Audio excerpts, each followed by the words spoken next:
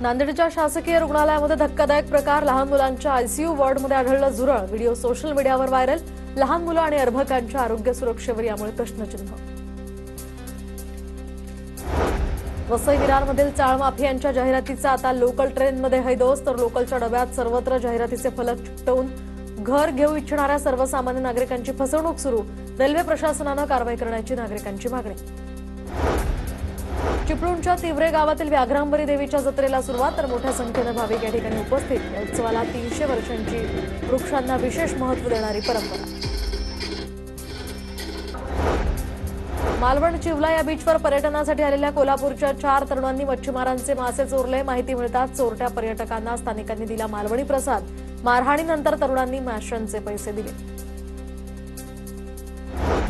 नागपुरात वातावरण बदलाचे परिणाम, तर दिवसाला कडक उन्हाचे चटके, तर रात्री मात्र पहाटेच्या वेळी थंडी। तर या वातावरणाचा आरोग्यावर परिणाम, सर्दी खोकल्यासारखे आजार वाढले।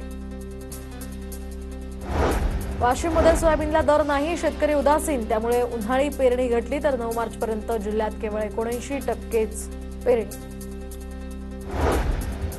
रत्नागिरीच्या दापोलीमध्ये किनारपट्टीवर 2500 ऑलिव्ह रिडले या कासवांचं आता संवर्धन। त्यासाठी रायगड, सिंधुदुर्गला 1005 घरटी, यातनं 99,632 अंडी संरक्षित।